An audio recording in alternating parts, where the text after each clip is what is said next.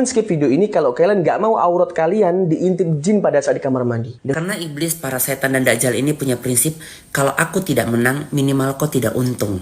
Supaya nggak selingkuh, supaya kau suamiku bahagia, aku telanjang mendatangi dia, nari-nari depan dia. Itu perbuatan iblis. Assalamualaikum Beb.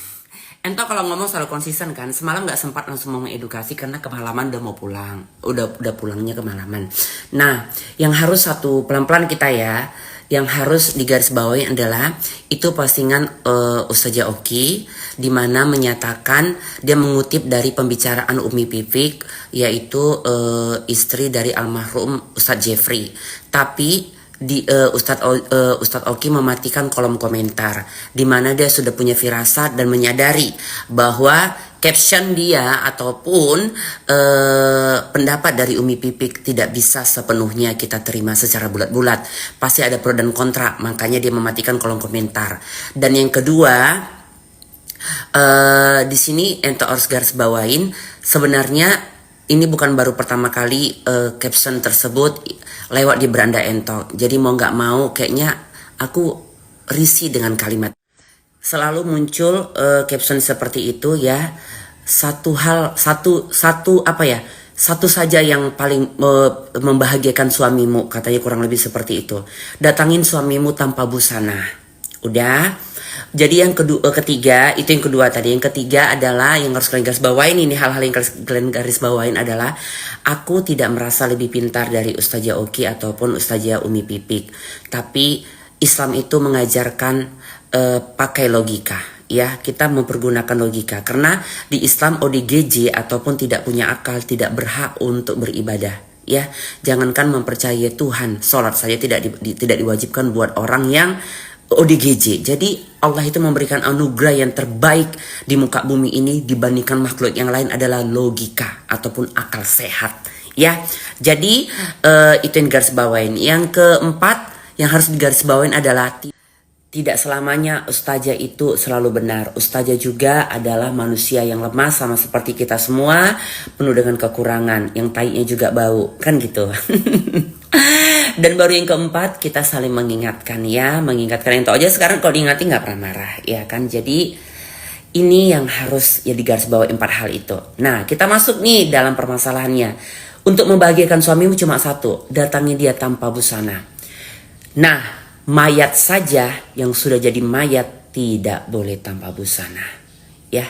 Dia harus padahal yang memandikan itu mahram semua loh, ya kan? Tapi tidak boleh tanpa busana. Karena apa? Adab muslim itu tidak boleh bertelanjang. Walaupun sudah jadi mayat sekalipun. Ya. Karena apa? Ada Allah yang maha melihat. Ada para malaikat yang senantiasa ada di sekitar kita. Jadi ento gak tahu ini ajaran dari aliran mana sehingga Umi Pipi selalu membuat caption seperti ini. Satu hal yang membuat suamimu bahagia adalah, hanya satu yang membuat suamimu bahagia adalah datangi dengan telanjang. Salah sekali. Haram hukumnya kok bagi entok. Ya, bagi entok. Kalau ditanya dalilnya susah sih gitu. Tapi logika aku mengatakan haram. Kenapa bilang? Mandi saja kita tidak boleh tanpa basahan. Karena apa? Ada Allah yang maha melihat 24 jam. Ya, tiada henti. Ada malaikat yang 24 jam bertugas, ditugaskan Allah Subhanahu wa taala untuk mencatat semua aktivitas kita. Jadi gimana kita mau telanjang? Mandi saja, yang ngasih kita mandi sendiri aja nggak boleh. Ya, mayat saja yang sudah jadi bangkai saja kita tidak boleh telanjang. Nih, kita mau melayani suami kita yang halal, beribadah dengan melalui syariat, berhubungan badan dengan suami kita. Nah, ini saja yang mau kita beribadah, ya kan? Yang mencari amal ibadah dengan melalui fitrah apa kita, suami kita. Kok kita telanjang? Yang kita nggak ibadah aja mandi, kewajiban syariat aja nggak boleh telanjang. Mayat saja nggak boleh telanjang, iya kan? Nah, memang mungkin mereka berpedoman dengan ada fatwa seperti ini ya. Tapi aku ini tidak pakai ya. Suami itu adalah cangkul, istri itu adalah sawah, iya kan? Ataupun suami itu adalah bajak, istri itu adalah sawah. Bajak lah, cangkul lah dia sesuka hatinya. Itu harus digarisbawahi. Bajak dan cangkul, tapi harus sesuai dengan syariat-syariat Islam yang baik, sesuai dengan sunnah-sunnah Rasul, dan sesuai dengan garis bawah keislaman. Tidak boleh berperilaku seperti binatang, tidak boleh berperilaku seperti adab kebaratan, yaitu Arab para Dajjal. Tidak boleh sekali. Nah, kalau kalian tidak percaya, kalian boleh cari tuntunan yang fasih, yang salih untuk persetubuhan yang dianjurkan Rasulullah, ya. Yang saya tahu entok sesuai dengan Islam, tidak boleh gaya binatang ataupun dari belakang, ya. Tidak boleh mencubuin berlebihan. Mencubuin seluruhnya boleh, tapi mulut kita tidak boleh dikotori dengan tempat yang kotor. Ya kan, baru kedua itu harus ditutupi dengan selimut, ya. Laki-laki di atas, perempuannya di bawah, bercumbu dengan ada juga doa sebelum bersetubuhnya, baru ditutupin sampai dengan sebatas sedada kita, supaya apa? Para malaikat tidak menengok kemaluan kita. Nah, jadi kalimat seperti di bawah itu adalah menyesatkan. Jadi banyak 1001 cara iblis ataupun setan bersama dengan para dajjal untuk melincirkan kita ke dalam kesesatan dengan yang sehalus-halusnya. Kau tidak menang, kau tidak menang, aku tidak untung. Karena iblis, para setan dan dajjal ini punya prinsip, kalau aku tidak menang, minimal kau tidak untung. Ah, itu dia. Kalau kau tidak menang, kalau aku tidak menang, kata iblis, minimal kau tidak untung. Jadi dia sangat halus, tipis sekali untuk menggelincirkan kita, ya. Jadi tidak dibenarkan sama sekali dalam bertelanjang dalam hal apapun. Karena ada Allah yang selalu melihat kita, nggak malu kita ditengok dalam keadaan telanjang. Mayat saja tidak boleh ditelanjangi yang sudah jadi bangke. Ya kan? Nah, jadi jangan ditelan bulat-bulat. Setiap apapun harus dikembalikan ke akal sehat kita. Kalau katanya satu hal yang membuat suamimu senang, cuma satu yang membuatmu senang, datang dengan telanjang. Banyak manusia yang sudah telanjang depan lakinya, sudah nari tripis segala macam, ya, sudah segala gerakan iblis dilakukan. Kalau dasarnya iblis tetap juga berselingkuh, ya. Dan satu hal yang harus digarisbawain bagi entok secara publik adalah jangan pernah berharap suamimu cukup satu lubang untuk dirimu saja. Tidak. Kodrat laki-laki itu diciptakan tidak cukup satu lubang. Makanya banyak kita lihat bahkan para ulama tetap mempoligami istrinya. Karena apa? Karena memang laki-laki kodratnya nggak cukup satu lubang.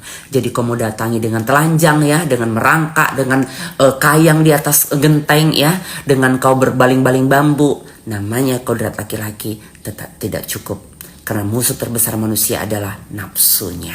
Jadi jangan pernah jangan pernah kotori fitrahmu, jangan pernah lukai mata para malaikat, jangan pernah hilangkan kalimat Allah yang maha melihat, ya, keesaan Allah yang maha melihat dengan kau hanya karena kau mencintai suamimu secara berlebihan, supaya nggak selingkuh, supaya kau suamiku bahagia, aku telanjang datangi dia, nari-nari depan dia. Itu perbuatan iblis. Ada rahasia Allah yang sangat dalam kenapa kita tidak boleh dalam kondisi telanjang. Mau mandi kek, mau jadi bangke kek, mau apa aja nggak boleh telanjang, ya. Tetap harus pakai basahan, tetap harus pakai balutan, ya. Karena ada sesuatu yang rahasia Allah yang besar di situ, ya. Dimana itu menguntungkan para iblis, para setan. Ya, dia memanfaatkan tubuh kita. Ento nggak bisa gali sampai ke situ, hanya sampai di sini saja. Yang pastinya kalau punya akal yang baik, Islam yang bersyariat dengan betul-betul mengikuti sunnah Rasul, tidak boleh bertelanjang dalam hal apapun, ya. Assalamualaikum warahmatullahi wabarakatuh. Jadi dengan dia mematikan kolom komentar, kita sudah tahu berarti sebenarnya ustazah itu tidak yakin benar dengan caption Umi Pipi, ya. Jadi pintar-pintarlah untuk memilih guru, memilih ustazah, memilih ustadz, karena mereka juga penuh dengan kesalahan dan dosa, ya. Logika harus dipakai. Assalamualaikum warahmatullahi wabarakatuh. Skip video ini kalau kalian nggak mau aurat kalian diintip jin pada saat di kamar mandi. Dengerin sampai habis, guys. Ternyata jin bisa mengintip aurat kita kalau kita di kamar mandi. Makanya lakuin ini agar aurat kita tidak dilihat oleh mereka. Jadi sebelum kalian ke kamar mandi, guys, ucapkanlah bismillah. Nah, Allahu Akbar, bener kan? Bahkan itu ada amalan, cara kaki kiri, cara kaki kanan, ada doanya supaya jin tidak mengintip aurat kita. Nah, ini Umi Pipik, seorang ustazah menyuruh datangi suamimu dalam keadaan telanjang. Jadi, harus pakai logika. Dan perkuat sunnah Rasul, bukan aliran. Assalamualaikum warahmatullahi wabarakatuh.